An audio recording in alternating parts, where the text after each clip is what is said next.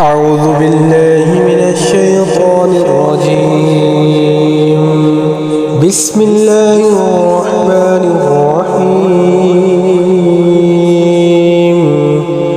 والتين والزيتون وطور سينين وهذا البلد الأمين.